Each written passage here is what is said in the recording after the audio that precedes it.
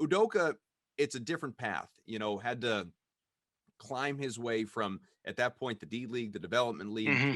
to, someone that also bounced around, spent most of his time there in Right. San Antonio, parlayed that obviously into a job on the bench being an assistant coach, but went from someone who was, couldn't buy in an opportunity, Jeff, to someone that, eventually started every game for the Blazers, his hometown Yeah. team, one season. So what is his experience as a player provide not only him as he looks to become a head coach and is a head coach, but players within that locker room who for so long have been looking toward, like, where's the guy that I can talk to who's been through this? Yeah. Well, now they have that guy. Yeah, yeah, he's definitely a player's coach. He definitely is. You can see it. What he did in San Antonio was interesting. You would always see him talk to the guys off to the side. All constantly. He was very communicating his thoughts, his directions with the players when he was in San Antonio. You know, directions. At that time, you could already start seeing the trans. Well, it was supposed to be the big three era, Timmy to Kawhi. So he was really talking with Kawhi a lot. I remember that, just chatting with him as best he could. Trust me, I remember those Kawhi chats. They were interesting, but nevertheless, you look at Ime, and I think he is going to be exactly that type of players coach that this young Boston Celtics team needs. Look, nothing to take away with Chauncey. He'll get a shot, but it's here's a player that has gone through the coaching ranks, gone through the coaching experience, Mm-hmm. versus maybe somebody who really hasn't. Yeah. I mean, just and I think if you're Boston, you weigh the two. Like Chauncey's a great candidate as of Ime, but if you want a head coach, which one put their time in that department? Mm-hmm. That was Ime. So you want to give it to Ime, and I think that was a smart decision. Look, maybe he might tell Chauncey join me in my assistant coach rank. I mean, who knows? That could happen. That could play out too. We don't know yet, but I think at the end of the day, you're looking at a player's coach that is just simply going to just use what he went through, his grind as a player and a coach, and positively infect the locker room with that. Like, hey guys, I know what you did. I know I've been here before. I get it. Follow me. I know what I'm doing.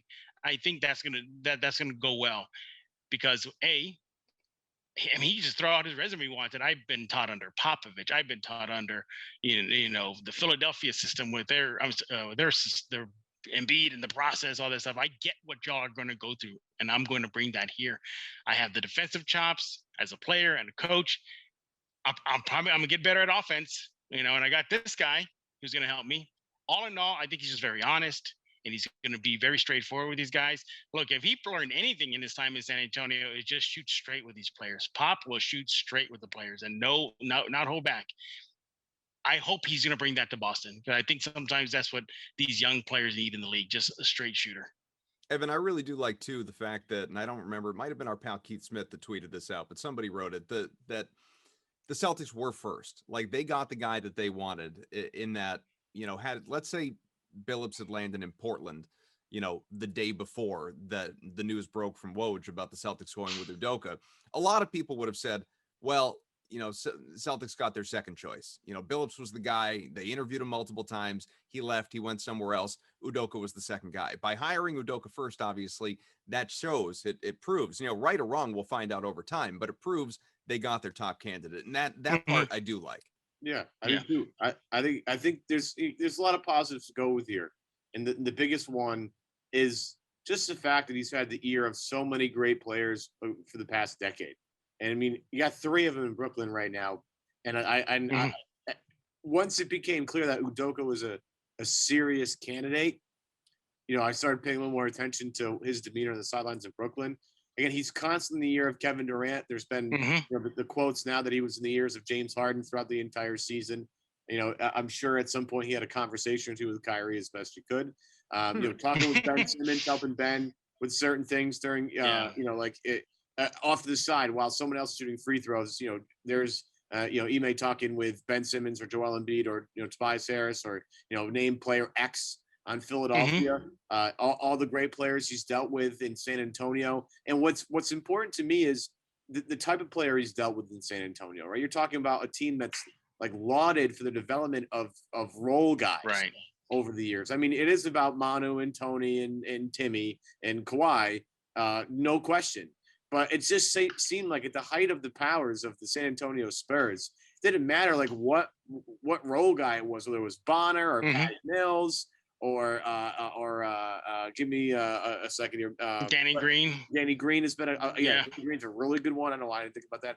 But they've had so many role guys over the years that they've identified as fits to their system. And that's the thing right now that bothered me the most about this past season with the Boston Celtics is you had a team that had at the end of their bench a bunch of guys that weren't capable of a whole lot. Sure. And if they can find a way to strike a balance between him and Brad and identifying talent and developing that talent to be, the role guys they really need to enhance Jason and Jalen, this is going to be a huge home run. So like, again, the Chauncey Billups things I get. He's the exact type of former player you're looking for. There is a little there's some checkered history with Chauncey Billups that I think needs to be brought up at some point when he's finally introduced as a head coach somewhere, because that's going to happen. He's got the ears of everybody. But Ime has a lot of similar credentials, but just has more of that coaching aspect that I think they truly need. Someone that's been through some stuff. And then you get the Team USA stuff where he's worked with how many guys at Team USA. So to me, it felt like once they settled on their top three guys of Darvin Ham, Chauncey Billups, and Ime, it felt more like to me as a guy that can go out and start to really dig deeper, that Ime was the best choice all along, in my opinion. Yeah, Evan, when I look at Ime, as far as whether it had been Boston or anywhere else, my first thought also was plug and play. That's what I felt like. He's just a plug-in coach, and he's going to get these guys playing. And it's interesting, though, when you look back at his history in San Antonio, I don't know, just do a generic Getty image search, and you'll see him as a coach and as a player, really always next to Pop. There's photos of Pop and him, ear to ear, talking with each other. There's photos of him in the huddle right next to Pop. On the bench, he's leaning over other coaches ahead of him with a clipboard, like, hey, look, reaching out to Pop. So you can tell that he's been eager for this. He's been wanting this for quite some time. And I just don't see him, just fumbling the ball at the 1 yard line. I think he's really going to go in there and do a bang up job for you guys, Evan. Hi guys, Cedric Maxwell here. I want to take a minute to tell you about Marigold Medical. I'm used to keeping my body in great shape, but with arthritis, even the most simple everyday tasks became unbearable. As soon as I called Marigold Medical, I knew I was in good hands. No drugs, no surgery, just an experienced team of caring professionals that wanted to get me back to doing the things I love. Make the call to Marigold Medical and get back to pain-free life.